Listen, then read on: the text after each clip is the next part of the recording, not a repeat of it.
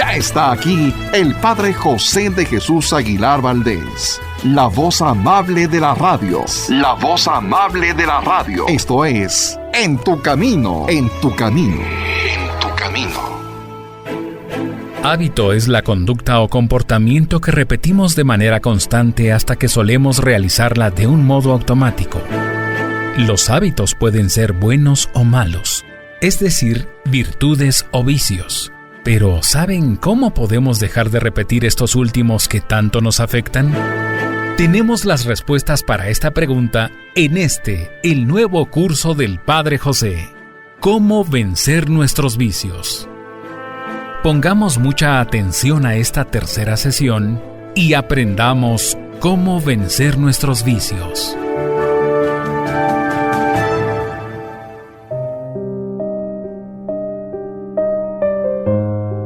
¿Qué tal, amigas y amigos? Bienvenidos una vez más a este programa en el que, en esta ocasión, estamos hablando sobre los hábitos. Estas acciones que repetimos constantemente, a veces sin darnos cuenta, que cuando son buenas, cuando son positivas, se convierten en virtudes y nos hacen desarrollarnos maravillosamente. Pero cuando estas acciones, lamentablemente, son negativas, se convierten en hábitos y a estos les llamamos vicios. Y precisamente para, una vez identificado el vicio, aquello que nos está haciendo daño, poderlo corregir, es que estamos dedicando estos programas. En el programa anterior empezamos a hablar ya de el vicio de la pereza, y al final del programa te hacía algunas preguntas en concreto para que tú misma, supieras si estabas dejándote llevar por la pereza o no. Las preguntas que quedaron pendientes para que cada quien las reflexionara eran: ¿uso mi tiempo de manera desordenada? ¿Dejo con facilidad pendientes para mañana? ¿Hay caos en mi escritorio, mesa de trabajo, cajones o artículos de aseo personal? ¿Mi arreglo personal es descuidado o desaliñado? ¿Llevo con negligencia el cumplimiento de mis responsabilidades? ¿Prefiero hacer el mínimo esfuerzo en general? ¿Me descubro con cierta facilidad no haciendo nada? Bueno, estas preguntas eran para ayudarte a descubrir si te estás dejando llevar por la pereza o no. Y te recuerdo los 4 tipos de pereza que analizamos en el programa anterior. La pereza minimalista, su nombre lo dice, haces el mínimo esfuerzo para hacer algo y por lo tanto sí cumples, pero eres de los que sacan 6 de calificación, de los que llegan al final quizás de alguna reunión, o bien aquella persona que entrega ciertos trabajos pero mediocres. Esa es la pereza minimalista. Después viene la pereza del desorden, porque poner las cosas en orden significa trabajar, significa ser organizado. En cambio, dejar que todo esté al ahí se va, eso también es un tipo de pereza. Después viene la pereza selectiva, que a lo mejor ni te das cuenta, pero la tienes porque haces cosas muy bien, pero otras ni siquiera las tocas. Por ejemplo, eres muy bueno en las labores de la oficina, quizás organizas muy bien tus citas, pero el deporte, el ejercicio físico, en absoluto. Esa es la pereza selectiva. Una área de tu vida está muy descuidada. Y viene también la pereza inactiva, que significa tratar de no hacer nada. Te piden algo, no lo haces. Es más, toda tu vida es un desbarajuste porque dejas todo para después. Por eso estas preguntas te ayudarían a saber si puedes mejorar. Claro, acuérdate que esto de la pereza es algo que tú decides. No es algo que cargue tu cuerpo, que ya estés marcado por ella, sino que tú decides ser perezoso o decides ser una persona no perezosa. Así que si quieres crecer, analízate y este vicio, hacerlo a un lado. Vamos a tocar ahora el tema del desenfreno. Esto significa todo sin medida. Fíjate, todo sin medida. Cuando hablamos de la pereza, decíamos que la pereza es una vida a medias, hacerlo todo a medias e incluso recibir bienes económicos a medias porque no trabajaste adecuadamente. En este caso, el desenfreno es todo sin medida. Y vamos a comenzar diciendo o respondiendo a esta pregunta: ¿qué tipo de animal es el ser humano? Bueno, Aristóteles dijo que el ser humano es un animal racional. Esto significa que tenemos razón a diferencia de otros animales.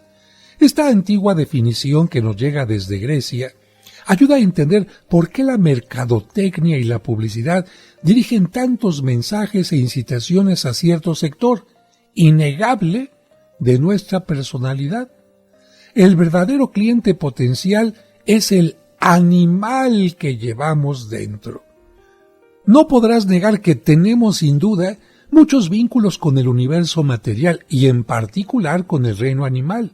Somos del género, a tal punto que algunos con una visión demasiado burda del ser humano podrían pensar que en realidad no somos más que animales, un poco más complejos o especializados, pero animales al fin.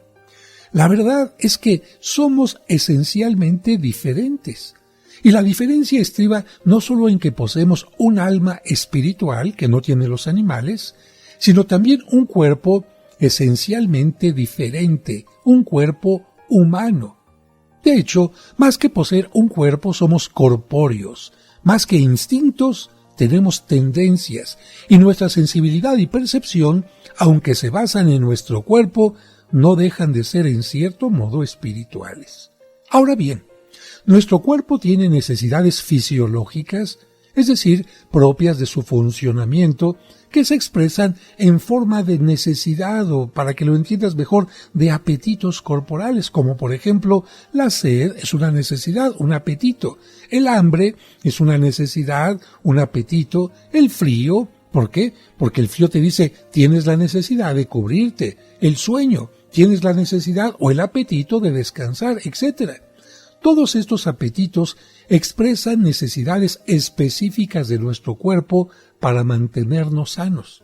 Imagínate, tienes sed y no respondes tomando agua, tienes hambre y no comes, tienes frío y no te cubres, tienes sueño y no descansas. Bueno, esto definitivamente no te va a permitir mantenerte sano. Desde esta perspectiva, todo apetito corporal tiene una razón de ser y una bondad propia. Fíjate, los apetitos, las necesidades que tenemos nos ayudan a tener algo bueno. Sin embargo, también en esta dimensión de nuestro ser, en los apetitos, el egoísmo introdujo su veneno en la forma de una búsqueda, y aquí viene la palabra clave, desordenada, de todo aquello que a nuestro cuerpo le resulta placentero. Y aquí te pongo algunos ejemplos de este desorden. Por ejemplo, tienes sed, está bien tomar agua, tomar algún líquido, pero eso de embriagarte con bebidas alcohólicas, eso ya no es sed, eso ya es un apetito desordenado.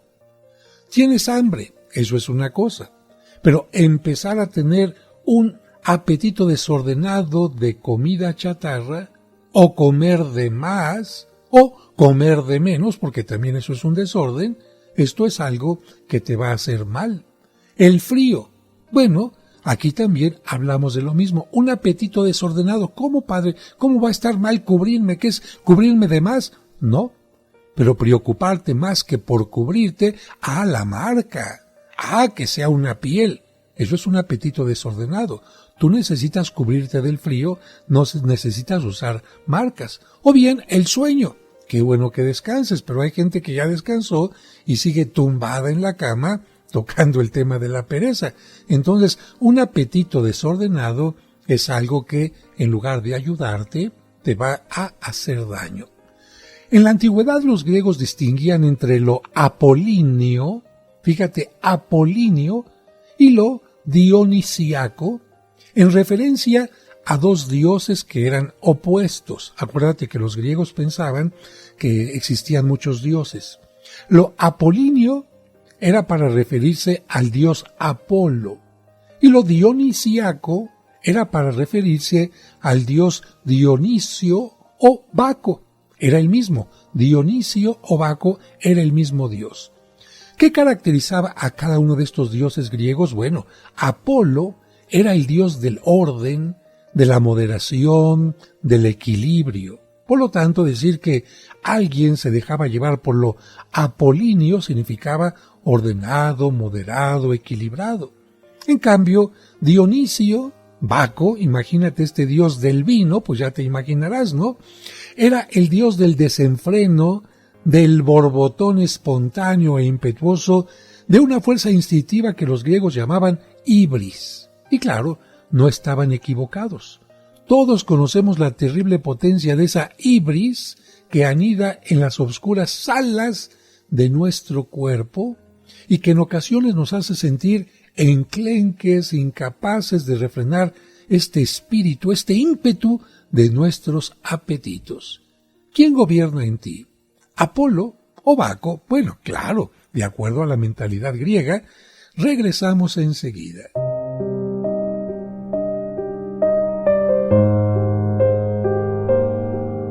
En un momento regresamos para seguir aprendiendo cómo vencer nuestros vicios.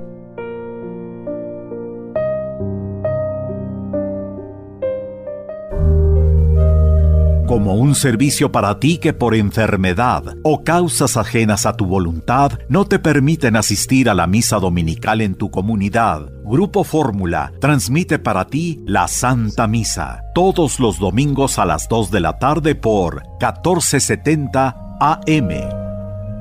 En tu camino, un programa para encontrar la meta.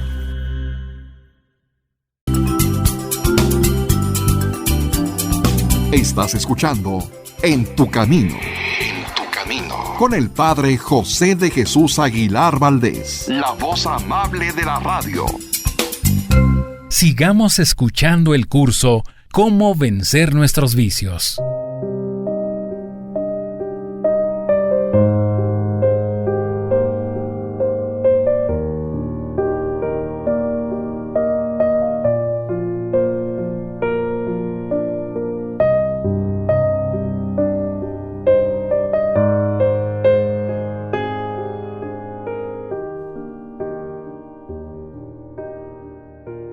Muchas gracias por continuar con nosotros.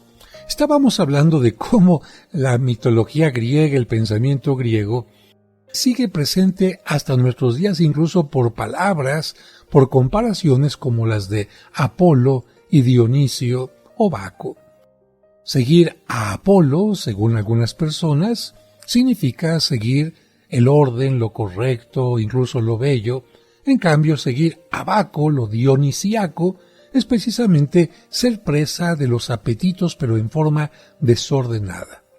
Fíjense que cuando cumplí 8 años, mi papá me organizó una fiesta en el jardín de la casa. Uno de los innumerables concursos que se hacían en aquellas fiestas consistía en atarse a otro niño espalda contra espalda con una soga, con una reata. Cada uno debía tirar hacia su meta, a unos 30 metros de distancia, venciendo la fuerza, venciendo la resistencia de su contrincante, porque uno corría para un lado y otro para el otro. En un momento de la fiesta, me ofrecí a competir contra un niño menor que yo, pero mucho más robusto. A los 7 años este niño parecía un toro y le bastaron unos breves instantes para arrastrarme hasta el lado de su meta. Mientras mi papá se reía y nos desataba, me susurró al oído: la próxima vez, fíjate con quién te pones. Este ejemplo seguramente que se están imaginando 2 niños, uno jalando de un lado, otro del otro, les puede hacer pensar exactamente lo que sucede con nuestros apetitos y con nuestra voluntad. Porque cuando se presenta un apetito, un antojo, una tentación, nosotros podemos decir: a ver, ¿quién va a ser más fuerte, la tentación o mi voluntad? ¿Quién va a ser más fuerte, el apetito o yo? ¿A quién voy a alimentar más, al apetito o a mí, a mi voluntad? Cuando perdemos el control de nuestros apetitos corporales, hablamos de nuestro tema, el desenfreno. No lo puedo frenar. Así como este niño me arrastró hasta su meta y no lo podía frenar, también así son nuestros apetitos corporales cuando perdemos el control. Y cuanto más descontrolados, tanto más ciegos, monstruosos y destructivos llegan a ser, esclavizándonos sin piedad a sus insaciables tendencias. Piensa en un hombre trabajador, en un buen esposo, un buen padre, un hombre de buen nombre, de cierto honor en la comunidad, pero de repente pierde ante el apetito del alcoholismo. Tú has visto, porque esto lo vemos lamentablemente con frecuencia en alguna fiesta o incluso en la calle, cómo se llega a poner una persona alcoholizada. Haz de cuenta que estamos viendo esta película del Dr. Jekyll o estas caricaturas del Dr. Jekyll donde una persona buena, decente, se toma una pócima y se convierte en un monstruo. Bueno, cada vez que nos dejamos llevar por un apetito, estamos convirtiéndonos en un monstruo. Tomar en exceso, porque una copa de vino, quizás una copa, 2 copas para convivir, no son malas. Nuestro Señor Jesucristo incluso bendijo el vino en las bodas de Caná al multiplicarlo. Pero eso no significaba que porque hay mucho vino vamos a embriagarnos, no. Era más importante la voluntad, era más importante la alegría, era más importante el control de uno mismo que la abundancia del vino. De tal manera que este tema, no porque haya abundancia, tú vas a exagerar dejándote llevar por un apetito. ¿A qué vicio, a qué pecado capital pertenece el alcoholismo? Al pecado de la gula. Y precisamente la gula es una de las manifestaciones más conocidas del desenfreno. Es cierto que algunas personas comen en exceso por un problema psicológico, una compulsión psicológica que tendrán que tratar. Pero la gula, más que un problema psicológico, es un desorden moral. Es sabido que en otros tiempos los banquetes de los romanos se prolongaban por días, a tal grado que devolvían el estómago para poder seguir comiendo. Imagínate, comían, después hacían lo necesario para volver el estómago y poder seguir comiendo. ¿Te parece a ti esto sano? Quizás hoy no se dan tales excesos, pero sí en otros términos de despilfarro, por ejemplo, tiramos comida. O excesiva refinación. Gastamos muchísimo yendo a restaurantes, pagando por platillos que quizás no costarían lo que estamos pagando. O por el contrario, voracidad en el consumo de comida chatarra. Todo esto es gula. Y todo esto es dejarnos llevar por apetitos. Es que quiero comer el restaurante muy finolis. Ay, es que esto ya no me gustó, mejor lo tiro. O bien es que tengo todo tipo de antojo en la comida chatarra. Y ante este comer, dejándonos llevar por un apetito desordenado, solo hay algo que detiene a las personas. ¿Sabes qué es? El dedo amenazador de la báscula. Cuando se suben a la báscula y dicen, ¡ah, caray! Es lo único que les dice, creo que tengo que dejar de comer de esta manera. Otras personas ya han perdido toda compostura y se entregan plácidamente a los brazos de la obesidad, con sus lamentables consecuencias para la salud. Personas que de plano, como se dice popularmente, ya no les importa, ya les valió estar gordos, obesos, con exceso de peso y no hacen absolutamente nada. Eso es lo peor. Ese es como el niño que está atado a otro niño y lo arrastró no solamente hasta la meta, sino lo arrastró hasta la esquina y hasta la siguiente esquina y hasta la siguiente colonia. La obesidad, además, tenemos que decir que ha llegado a ser el asesino en serie más impune de nuestros días. De lo que más muere la gente es por obesidad, o mejor dicho, por todos los problemas que se derivan de la obesidad, como la diabetes y otro tipo de enfermedades, que no tendrían por qué estar en tu cuerpo. Así como tú invitaste a este hábito desordenado, a este vicio, a este apetito desordenado a que habitara en ti, tú también podrías decirle, ¿qué crees? te voy a cerrar la puerta, por mi bien, por mi salud. Continúa hablando ahora de un tema que ya toqué hace un momento, el alcoholismo. El desenfreno en el abuso del alcohol. Un abuso que admite grados, desde una borrachera esporádica hasta el alcoholismo propiamente dicho como una enfermedad. No es fácil que se pueda descubrir la causa del alcoholismo hasta nuestros días. Hay personas que nacen alcohólicas y no saben exactamente en dónde se encuentra la razón, la causa, pero lo cierto es que son alcohólicos. Algunos estudios avalan la tesis de una cierta predisposición genética, es decir, se nace ya con esta predisposición, pero ¿por qué existen también personas alcohólicas que no tuvieron una predisposición genética? Pues porque habría que añadir otros factores de carácter educativo y cultural. ¿Cómo nos educan, especialmente en otro tiempo, cómo nos educaban en la televisión aquellos comerciales que incitaban a beber alcohol, a beber cerveza, y los niños los veíamos desde pequeños como si fueran algo totalmente normal? Además nos presentaban al que estaba tomando aquel licor de una forma elegante, acompañado de muchas mujeres, con un gran automóvil, como si el alcoholismo o aquella bebida te fuera a hacer subir de nivel económico o cosas semejantes. Así que también el carácter educativo y cultural, porque hay lugares donde es lo más normal tomar desde la más tierna juventud. ¿Y qué decir de la presión social, sobre todo en jóvenes y adolescentes? Hay jóvenes que están convencidos de que no es bueno tomar alcohol, pero llegan a la fiesta y los demás compañeros, si no tomas alcohol eres una niña, o a las jovencitas, si no tomas alcohol, no, estás retrasada, eres una mujer retrógrada, no estás a la moda, etc. Y muchos empiezan a tomar alcohol por la presión social, pero también las situaciones difíciles o estresantes y la depresión. Aquellos jóvenes o personas que han perdido el trabajo, tuvieron una pérdida de un ser querido, tuvieron quizás algún problema grave, y entonces piensan que se puede solucionar a través de las bebidas alcohólicas.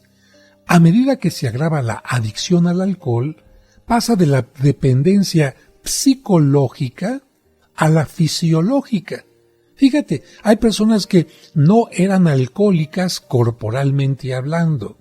Empezaron a ser alcohólicas psicológicamente porque se sentían relajadas, tranquilas, ante el estrés, ante los problemas. Entonces, ¿qué hago? Como si fuera mi medicamento, empiezo a tomar el alcohol, que es lo que me da cierta tranquilidad, me desinhibe. Pero de la dependencia psicológica se puede pasar también a la fisiológica, es decir, a ser una necesidad orgánica. Y por más voluntad que se tenga de dejar el vicio, hace falta una ayuda profesional y quizás el apoyo de algún grupo de acompañamiento. Vamos a un breve corte y regresamos para seguir hablando del tema.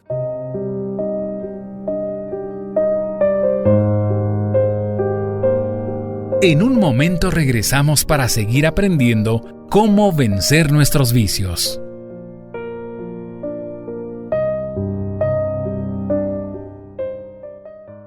¿Te gustaría viajar a Tierra Santa en abril del siguiente año y conocer los lugares donde estuvo Jesucristo?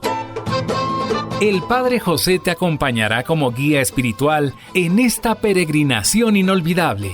La salida será el 17 de abril, así que estás muy a tiempo para pedir informes. Llama al 55 46 06 6676 o al 55 46 06 6476. Llama y aparta tu lugar en la próxima peregrinación, porque Tierra Santa te espera. Únete a nuestro grupo para conocer Tierra Santa y cuando abras la Biblia dirás, yo estuve en ese lugar.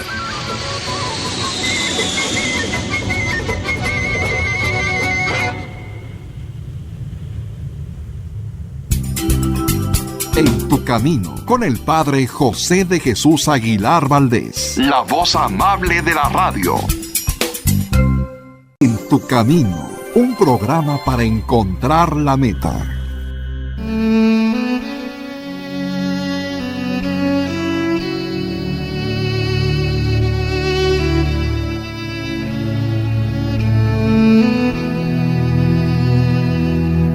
Amado Señor, Dios Todopoderoso, a través de los rayos del sol, a través de las ondas del aire, a través de la vida que todo lo impregna en el espacio, purifícame, revivifícame, y te pido, sana mi cuerpo, mi corazón y mi alma. Amén.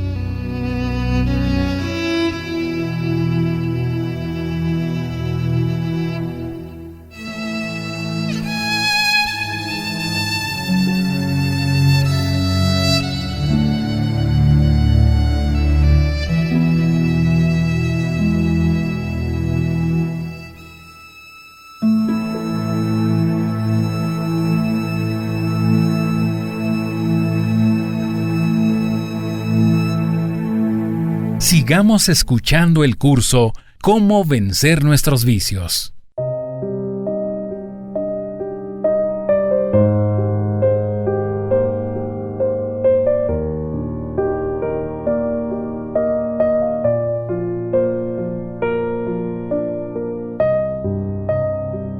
Muchas gracias por continuar con nosotros. Seguimos hablando de nuestro tema, el desenfreno, o bien el tema subtitulado Todo sin medida, es decir, a nada le pongo freno. Y estábamos hablando de cómo la gula expresada en el comer demasiado o el alcoholismo son precisamente dos síntomas de que no estamos tomando el control de nuestra vida. Otro tema importante sobre esto es la drogadicción. El consumo de drogas es otro vicio típico del desenfreno. Y no porque exista como tal un apetito corporal que nos incite a probar narcóticos o estupefacientes. Hay un apetito a beber, un apetito a comer, pero un apetito para probar drogas, no. Pero, sin embargo, le podemos llamar un apetito porque una vez probados, el tipo de droga que sea, la marihuana, en fin, se genera la necesidad de estímulos cada vez más frecuentes y poderosos para provocar el mismo efecto, perdiendo así el control y cayendo en la adicción. Es que precisamente es el problema de la legalización de la marihuana. La gente empieza probando un tipo de droga, después ya no le hace el efecto porque ya se acostumbró, y ¿qué es lo que va a pedir? Algo más fuerte, y algo más fuerte, y algo más fuerte y más fuerte, hasta que ya no tenga ningún control. Cae en la adicción total. Como ocurre con el alcohol, a la dependencia psicológica, primero es la mente, necesito drogarme, va a añadirse después la dependencia fisiológica, cuando ya se necesita una ayuda profesional y la persona, aunque quisiera, ya no puede prescindir de las drogas. Se convierte en algo que, al no ponerle freno, se convirtió en un vicio sumamente difícil de quitar. Claro, no imposible. Un último exponente del desenfreno, aunque deriva en otro vicio que veremos en otro programa, es el descontrol de la vista. Fíjate, el descontrol de la vista. En la forma de curiosidad o simplemente de, vamos a decir disimuladamente, de mirada distraída, los ojos se posan en todas partes, como abejas que buscan afanosamente algún polen excitante. Y en nuestro ambiente actual, tan cargado de erotismo, el ojo suelto, dicen algunos, el ojo alegre, no necesita mucho esfuerzo para encontrarlo. Hay personas que ya tienen el hábito, el vicio de pasa una muchacha y no le ven el rostro, te diré, ¿eh? Ya tienen el ojo alegre, el descontrol de la vista, de poner la mirada en ciertas partes que no es ciertamente lo más importante de la persona. Y no estoy diciendo que los cuerpos sean malos, pero la forma de mirarlos y lo que puede provocar ese tipo de miradas, sí, porque de una mirada se puede desprender mucho más. También en este campo de la mirada distraída, cabe distinguir niveles de complacencia. Desde un consentimiento solo momentáneo, hay gente que, se da el permiso tener una vista tener, como se dice, un taco de ojo en México, simplemente momentáneo, hasta el deleite consentido y morboso al mirar a una persona atractiva por la calle, a veces con deseos provocativos o con pensamientos eróticos subidos muy de tonos. ¿Cómo vemos a las personas? ¿Cómo vemos especialmente a las personas del sexo opuesto? Puede ser con admiración, puede ser con reconocimiento de una belleza, pero también puede ser simplemente con tonos eróticos. Las consecuencias del desenfreno, tema que estamos tocando hoy, son bien conocidas y en algunos casos desastrosas. Cuanto más nos dejemos arrastrar por nuestros apetitos corporales, más se nos nubla la inteligencia y debilita la voluntad.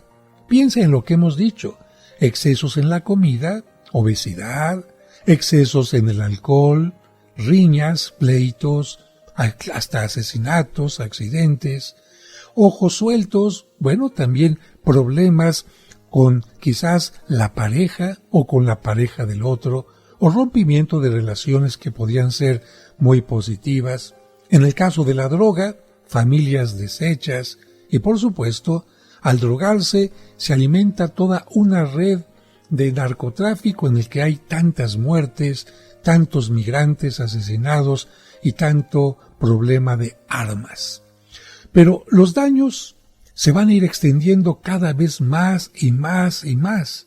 Podemos llegar a ser un guiñapo en manos de nuestros vicios que nos consumen física, psicológica y moralmente, no solamente a nosotros, sino a personas que conviven con nosotros. El cónyuge, los hijos, los amigos, todos sufren con las caídas de un adicto a la comida, al alcohol, a las drogas, etc. Todos se frustran y se desesperan. Claro, estos familiares, estos amigos, hacen que los consejos aparezcan, pero para el que se deja llevar por el desenfreno, los consejos van y vienen, pero sin resultado. Bastaría un acto definitivo de la voluntad, pero ese acto, si no llega, permite que el desenfreno continúe avanzando.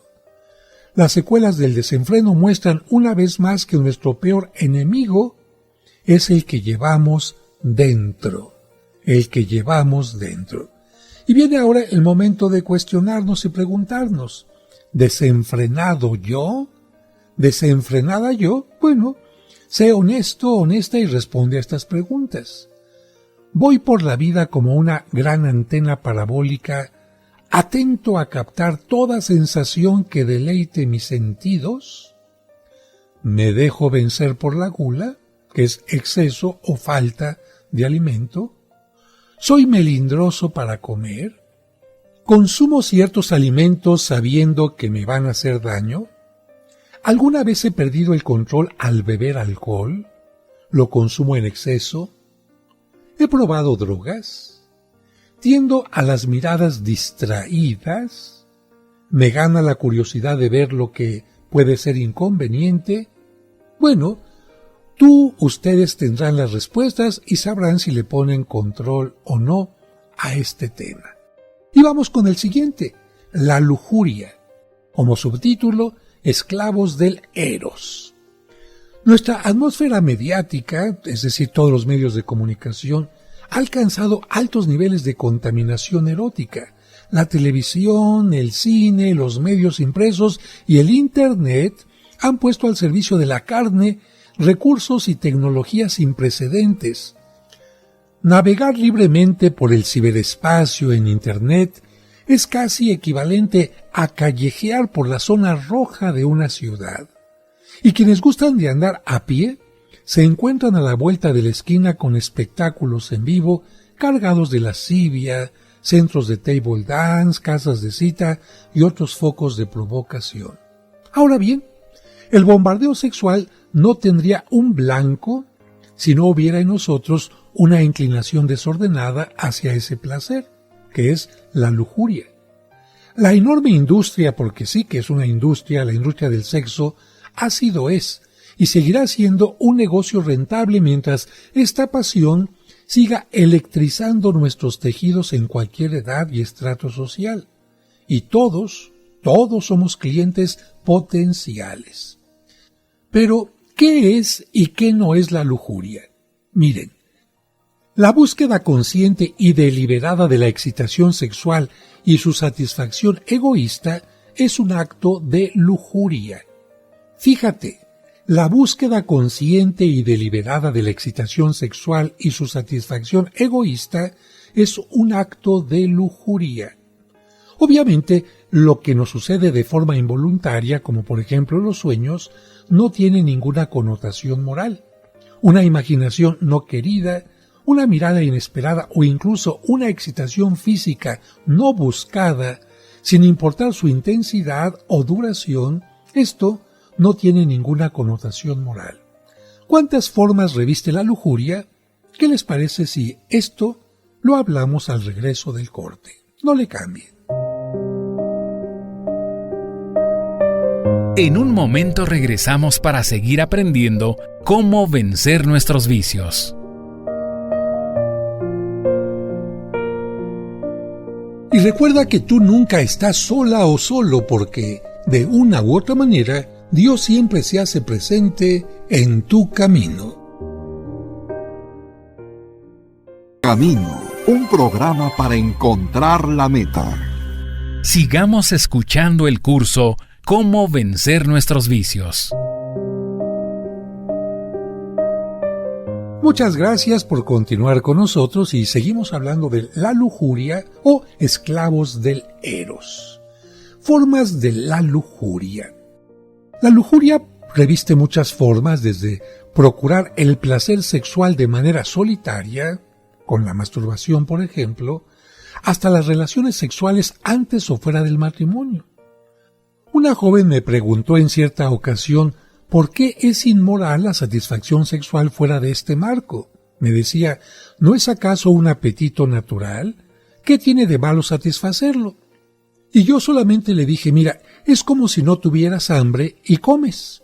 No es en realidad un apetito ordenado, sino desordenado.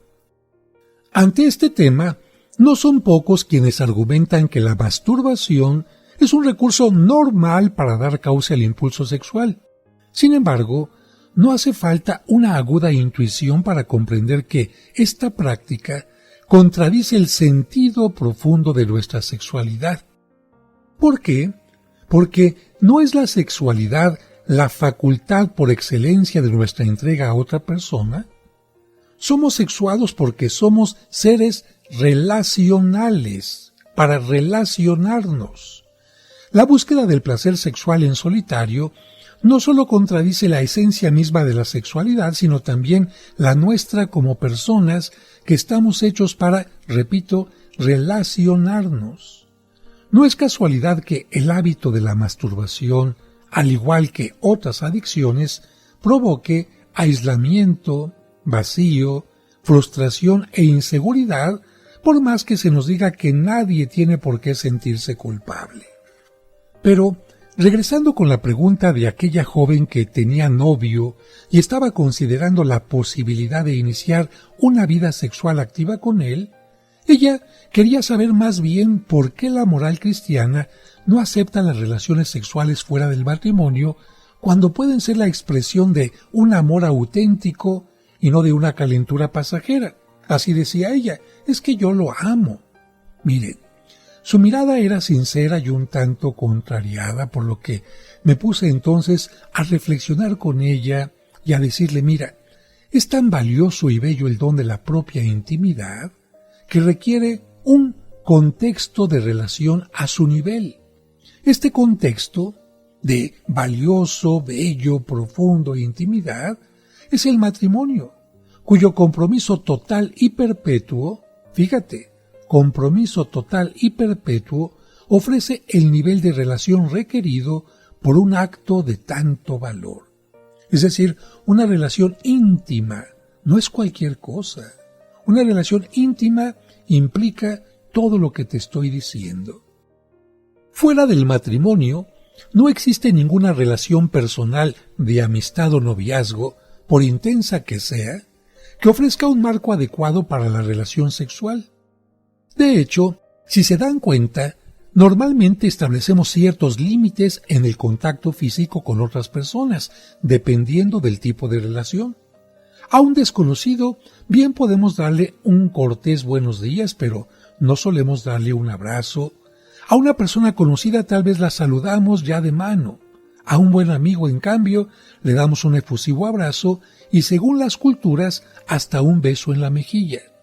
En un noviazgo, como es natural, el contacto físico toma expresiones más intensas, como pueden ser los abrazos prolongados y los besos apasionados, pero sin llegar a la intimidad, porque el don de la propia intimidad supone, valga la expresión cuantitativa, 100% de lo que podemos dar en el plano corporal, y ello sería propio de un nivel de relación equivalente, es decir, de un compromiso recíproco del 100%, el cual se puede dar solo en el matrimonio.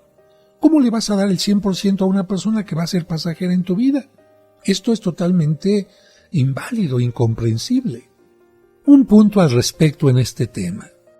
Cuando la relación sexual fuera del matrimonio se da entre personas casadas, es decir, al menos una de ellas, existe el agravante de la infidelidad o adulterio cuyas consecuencias todos conocemos.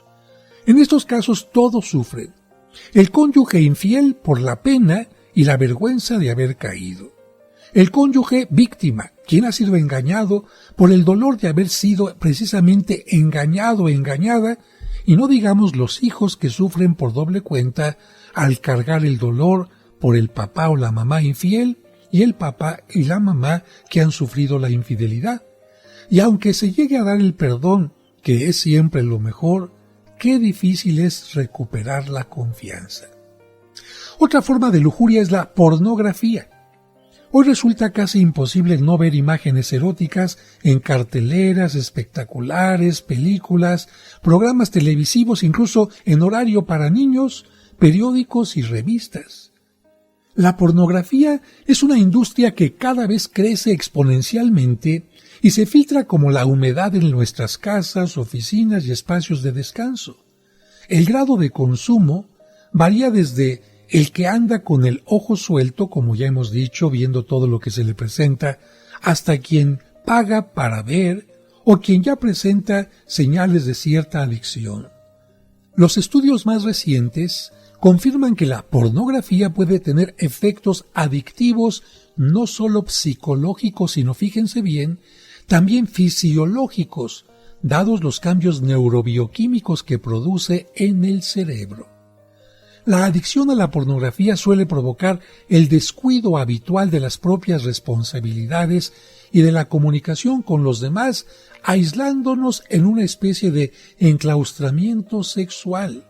¿Cuántas personas se la pasan atados a la computadora?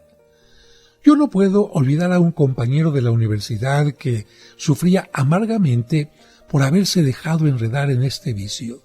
Se sentía ansioso, vulnerable y profundamente decepcionado de sí mismo. Quería borrar de golpe la impresión dejada en su memoria por tantas imágenes que ahora lo turbaban y atormentaban, pero no podía.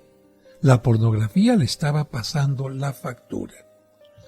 Una característica muy típica de la lujuria es que cada nueva tentación se presenta como una oportunidad única que no podemos dejar pasar. Nos vuelve cortoplacistas, esclavos de la inmediatez, del aquí y ahora, sin saber esperar. Por esta misma razón, los temperamentos más primarios e impacientes suelen ser más proclives a caer en este vicio. La lujuria, piénsalo bien, ha destruido muchas vidas como un devastador tsunami. Ha dejado a su paso una espantosa secuela de niños abusados, de madres solteras, de carreras truncadas, de familias rotas y millones de enfermos.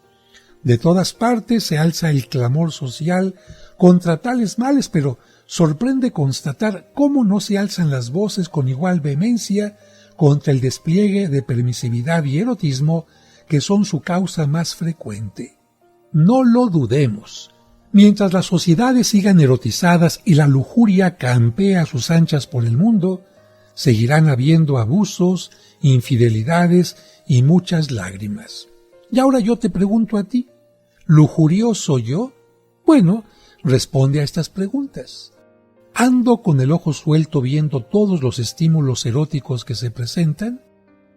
¿Me gustan las conversaciones, confidencias y bromas subidas de tono? ¿Cedo fácilmente a las imaginaciones lujuriosas? ¿He pagado alguna vez por ver pornografía? ¿Tengo el hábito de la masturbación? ¿Doy rienda suelta a mis pasiones carnales en el trato con mi novio o novia? Si soy casado o casada, ¿he sido infiel de pensamiento, de corazón o de obra? ¿No dejo pasar ninguna oportunidad para satisfacer mi apetito sexual? Bueno, amigas, amigos, cada uno de nosotros tendría que responder a estas preguntas y repito, si estamos contestando afirmativamente, cuidado, hay que poner un freno a estos apetitos. Y si no estamos cayendo en esto, felicidades, porque entonces no estamos cayendo en vicios, sino en virtudes. Estamos terminando este programa, los espero en la emisión del siguiente, pero siempre les recuerdo, siempre te recuerdo que tú nunca estás solo o sola, porque de una u otra manera, Dios siempre está en tu camino. Que Dios les bendiga. Por hoy terminamos nuestra sesión, pero mañana continuaremos aprendiendo cómo vencer nuestros vicios. Te esperamos.